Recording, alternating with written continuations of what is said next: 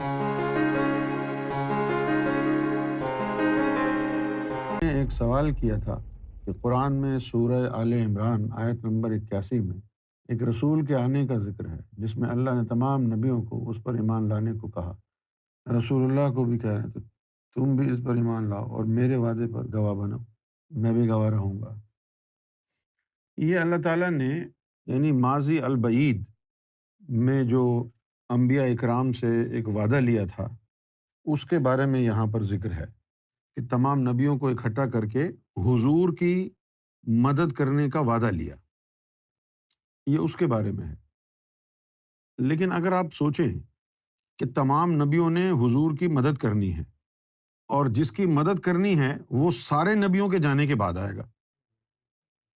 تمام نبیوں سے وعدہ لیا کہ بھئی حضور دنیا میں تشریف لائیں گے، تم اس کی مدد کرنا۔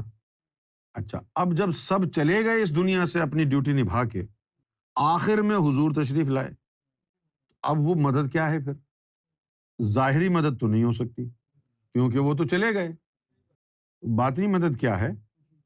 باطنی مدد یہ ہے کہ حضور نبی پاک صلی اللہ علیہ وآلہ وسلم کی جو امت ہے، اس امت کو افضل ترین امت بنانے کی غرض سے ہر مرسل کو جو اللہ نے تعلیم دی اور فیض دیا، وہ ہر مرسل اپنی تعلیم اور فیض حضور صلی اللہ علیہ وسلم کے وسیلے سے حضور کی امت کو پہنچائے۔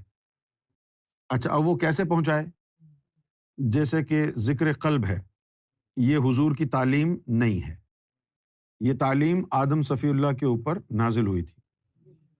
روح کی تعلیم ابراہیم علیہ السلام پر نازل ہوئی تھی۔ سری کی تعلیم موسیٰ، خفی کی تعلیم عیسیٰ، حضور کی تعلیم اخفا ہے، لطیفہ اخفا، یہ حضور صلی اللہ علیہ وسلم کو باطنی تعلیم عطا ہوئی۔ تو اب ہر شخص نے ابتدا جو کرنی ہے وہ ابتدائی نبوت سے کرنی ہے۔ سب سے پہلے اسے آدم صفی اللہ کی باطنی تعلیم کے ذریعے قلب جاری کرنا پڑے گا۔ جب تک وہ قلب کو سنوار رہا ہے اس وقت تک امتی حضور کا تو ہے، لیکن اس کا کہلائے گا مشرب آدمی۔ پھر اس کے بعد جب وہ اپنی روح کو بیدار کرنے چاہے گا تو پھر ابراہیم علیہ الصلوۃ والسلام کی جو نبوت کا فیض ہے وہ اویلیبل ہوگا حضور کی وساطت سے۔ اس وقت پھر وہ مشرب ابراہیمی میں چلا جائے گا۔ اس کے بعد لطیفہ سری کی تعلیم موسیٰ کی ہے، پھر اس کے بعد خفی کی تعلیم عیسیٰ علیہ السلام کی ہے، آخر میں جا کے حضور کی تعلیم آئے گی۔ اس وقت پھر آپ کامل امتی بنیں گے۔ اس سے پہلے آپ امتی حضور کے ہیں اور مشرب آدم کا ہے، دو نبیوں سے آپ کا تعلق جڑا ہوا ہے۔ پھر اگر لطیفہ روح بھی آپ کا بیدار ہو گیا، امتی حضور کے ہیں لیکن دو نبیوں سے بھی تعلق جڑا ہے، تبھی تو حضور صلی اللہ علیہ وسلم کی امت کو اللہ نے فرمایا تمام نبیوں پر ایمان لاؤ۔ کیوں ایمان لاؤ؟ کہ ان سے فیض بھی تو لینا ہے تمہیں۔ اب وہ زبانی کلامی رہ گئی بات کہ بھئی ہاں ہم ایمان لے آئے، زبان سے کہہ دیا ہاں جی ہم مانتے ہیں، ایمان لیا۔ ایسے تھوڑی ہوتا ہے ایمان لانا۔ تو یہ جو وعدہ میثاق نبیوں کا ہے، یہ اللہ تعالیٰ نے تمام نبیوں سے وعدہ لیا کہ میرا حبیب آخر میں آئے گا، تو تم سب مل کے ان کی مدد کرو، اور وہ مدد کی انہوں نے۔ اچھا، اب ایک نقطہ یہاں پر آپ ذرا توجہ سے سنیں۔ وہ نقطہ کیا ہے؟ جب تک آپ قرآن مجید کا گائیڈڈ مطالعہ نہ کریں تو آپ کو قرآن سمجھ میں نہیں آئے گا۔ ایک تو رسول ہوتا ہے جو اللہ کی طرف سے مرتبہ ہے رسالت کا، اس کے علاوہ پیغام لانے والے کو بھی قرآن میں رسول کہا گیا ہے۔ اب وہ پیغام لانے والا شیطان ہی کیوں نہ ہو۔ جس طرح میں نے جب پہلی دفعہ قرآن میں فرعون کے لیے پڑھا کہ فرعون رسول ہے، تو پریشان ہو گیا کہ یہ کیا بات ہوئی، فرعون کیسے رسول ہو گیا؟ تحقیق کرنے کے بعد پتہ چلا کہ یہاں پر لفظ رسول پیغام رساں کے لیے ہے، پیغام لانے والے کے لیے ہے۔ تو ایسا نہیں ہے کہ کسی نبی نے یا کسی رسول نے اب آنا ہے۔ حضور صلی اللہ علیہ وسلم کا فرمان ہے کہ انا خاتم النبیین لا نبی بعدی، میں آخری نبی ہوں، میرے بعد کوئی نبی نہیں آئے گا۔ تو نبوت اور رسالت تو ختم ہو چکی ہے۔ تو اب اگر قرآن مجید میں کہیں لفظ رسول آیا ہے تو وہ اس سے مراد یہ نہیں ہے کہ کوئی یعنی مرتبے والا رسول کوئی آئے گا۔ جس طرح ہم فارسی اور اردو میں بولتے ہیں پیغمبر، پیغمبر کا مطلب کیا ہوتا ہے؟ پیغام لانے والا۔ پیغمبر بھی بولتے ہیں، پیغام بر بھی بولتے ہیں، دونوں بولتے ہیں۔ اچھا، اور پیغام کا لفظ عام بھی استعمال کرتے ہیں کہ بھائی تمہارے لیے کوئی پیغام آیا ہے۔ پیغام کا مطلب کیا ہوتا ہے؟ میسج۔ اچھا، اب آ گئی بات رسالت کی۔ اردو میں رسالت کہتے ہیں، اور عربی زبان میں جو آخر کا تے ہوتا ہے وہ پروناؤنس نہیں ہوتا، لکھا وہ بھی رسالت ہی ہے، تو اس کو پروناؤنس نہیں کرتے تو اس کو پڑھتے ہیں رسالہ۔ اب ہمارے پاکستان میں جو چھوٹے چھوٹے میگزین نکلتے ہیں ان کو بھی بولتے ہیں رسالہ، کیونکہ اس کے اندر میسج ہوتا ہے۔ پھر اگر کہیں سے کوئی پیغام آئے تو اس کو مراسلہ کہتے ہیں۔ تو آپ ان اردو کے اور عربی کے لفظوں کو بڑی احتیاط کے ساتھ آپ نے سمجھنا ہے اور بولنا بھی ہے۔ ایک ایک لفظ کے کئی کئی مصادر ہوتے ہیں، ایک ایک لفظ کے کئی کئی مقامات ہوتے ہیں جہاں مختلف معنوں میں وہ استعمال ہوتا ہے۔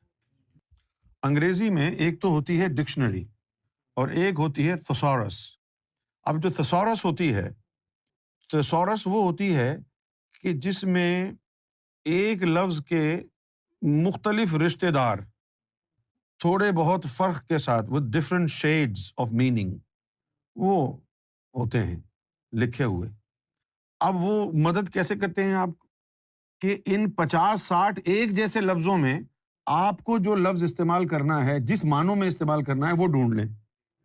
اسی طرح ہر زبان میں ہے، عربی زبان میں بھی ہے۔ تو پیغام لانے والے کو، جس طرح اب یاہو کا جس میں ہم چیٹنگ وغیرہ کرتے تھے اس کو میسنجر کہتے تھے، اگر اس کو ترجمہ کریں عربی میں تو کیا ہو گیا؟ رسول یاہو۔ تو ان چیزوں کو مد نظر رکھا جائے گا۔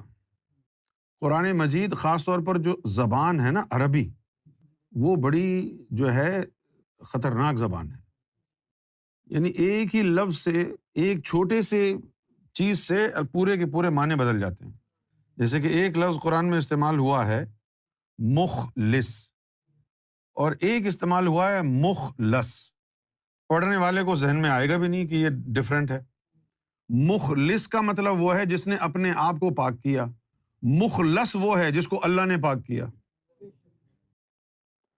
وَإِذْ آخَذْنَا مِن نَّبِيٍّ مِيثَاقَهُمْ، اور ہم نے جب نبیوں سے وعدہ لیا، وَمِن کا، اور آپ سے وعدہ لیا، وَمِن نوح، اور جب نوح سے وعدہ لیا، وَإِبْرَاهِيمَ وَمُوسَىٰ وَعِیسیٰ ابن مریم۔ دیکھو یہ اللہ کی زبان دیکھو کہ نوح کے ساتھ نہیں لگایا وہ کس کا بیٹا ہے، ابراہیم کے باپ کا نہیں پتا، موسیٰ کا بھی نہیں، عیسیٰ کے ساتھ لگایا، عیسیٰ ابن مریم۔ ان کے ساتھ تو لگانا ہے ورنہ لوگ کہیں کو خدا نہ سمجھ بیٹھے۔ اب اگر آدمی یہ سوچے کہ اچھا عیسیٰ ابن مریم یہ تو مریم کا بیٹا ہے، نوح کس کا بیٹا تھا؟ اس کا نام کیوں نہیں لکھا؟ ابراہیم کس کا بیٹا ہے؟ اس کا بھی نام نہیں لکھا۔ موسیٰ کس کی اولاد ہے؟ اس کا بھی نام نہیں۔ وَمِن نوح وَإِبْرَاهِيمَ وَمُوسَىٰ وَعِیسیٰ ابن مریم۔ یہاں جو ہے اللہ تعالیٰ یاد کرا رہا ہے حضور کو۔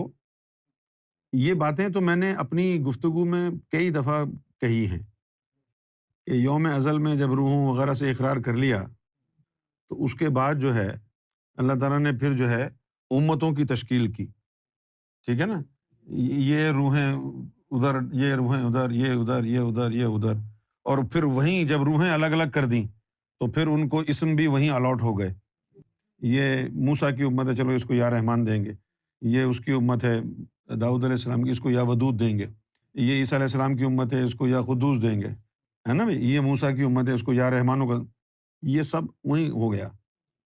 اس کے بعد پھر اللہ تعالیٰ نے تمام نبیوں کو بٹھا کے ان سے وعدہ بھی لیا ایک دوسرے کی مدد کرنا، جس طرح ٹیم ہوتا ہے نا، جیسے آپ گراؤنڈ میں کرکٹ میچ کھیلنے کے لیے ہم جا رہے ہیں، اب ہماری فیلڈنگ ہے، ہم سب دو گول دائرہ بنا کے کھڑے ہو گئے، ہاں بھائی تو نے یہ کرنا، یاد رکھنا، تو نے یہ کرنا، تو نے یہ کرنا، یوں ہاتھ ڈال کے کھڑے ہوتے ہیں نا۔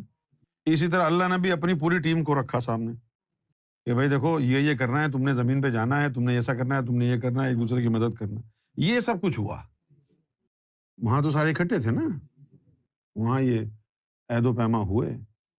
اب اگر آپ یہ سمجھیں کہ بھئی کسی اور رسول کے لیے تیاری کی جا رہی ہے تو ایسا نہیں ہے۔